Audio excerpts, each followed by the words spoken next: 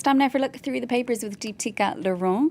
Deepti, good to have you with us this morning. You're starting with reactions to that visit by the Saudi Crown Prince to Paris. He was meeting with Emmanuel Macron last night. That's right. It's really, I wouldn't say it's dominating the papers today, but it is garnering quite a bit of interest in the Saudi papers, for instance. The Arab News, that's a Saudi paper, is headlining on it today, describing that working dinner between the Saudi Crown Prince and Emmanuel Macron. 3 pages dedicated to covering his visit, and generally the paper really hails the strong relationship between France and Saudi Arabia on matters of business, but also its cultural ties. The French paper 20 Minutes says his visit is part of the Saudi Crown Prince's sort of rehabilitation tour, one that's seen the once ostracized Crown Prince now meeting with Joe Biden a few weeks ago, now Emmanuel Macron. He was in Turkey not so long ago. It's a very different story to about 3 years ago when he was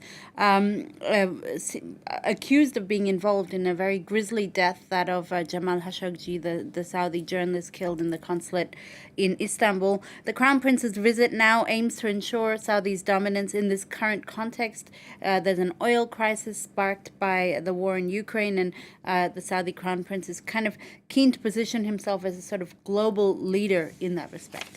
Moving then to other high-profile discussions, that between the Chinese and US leaders. Well, it was a relationship-tending conversation. That's what the White House is quoted as saying in the New York Times today. And it comes amid these growing tensions over Nancy Pelosi's proposal to visit Taiwan. China is firmly opposed to what it sees as foreign interference on the island of Taiwan. And in a bid to maybe walk back some of that tension, Joe Biden and President Xi Jinping spoke by phone yesterday for over 2 hours. It's their first direct conversation in 4 months, and not much progress was made, the New York Times says, but China has warned of repercussions if that trip does go ahead. And there's really much uneasiness in the White House right now about poking the proverbial bear, especially at a time where the West is very consumed by the war in Ukraine. Now, not a surprise then that in the state-run Chinese newspaper Global Times today, there's a very sort of direct message that that Washington must meet China halfway. The paper saying that the two countries are at a very crucial turning point right now.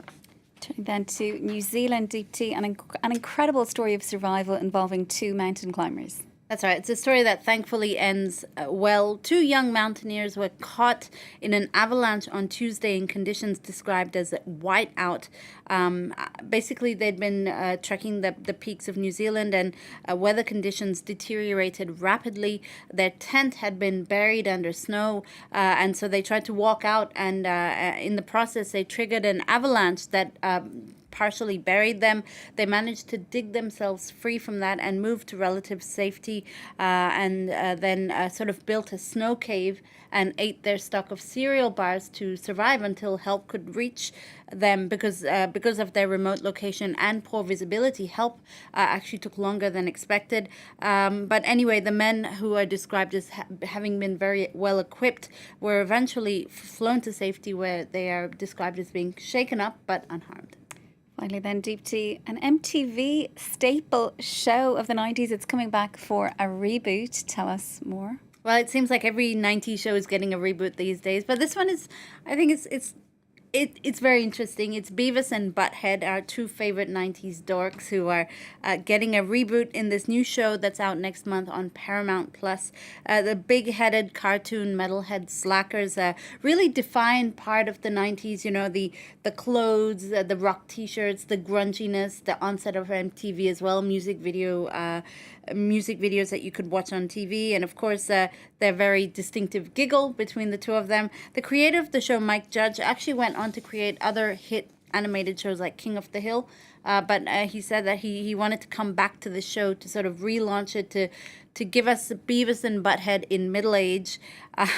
This new series will see them, for instance, riffing on TikTok and other social media. There's apparently an episode where the 2 have to call in for jury duty and end up being the worst jurors ever. So Beavis and Butthead are still very charming doofuses even in their middle age. And they've aged quite well. Just looking at the image of them there, Slightly sitting on the paunchy, sofa, but yeah. still very recognisable. And it's like you say, the latest '90s revival. Like we've had music, Spice Girls, Yeah, crop tops, that's fashion. So just the latest in a long continuing line. Exactly. Deepti Laurent, thank you so much for that newspaper review. Do stay with us here on France 24. We'll be right back.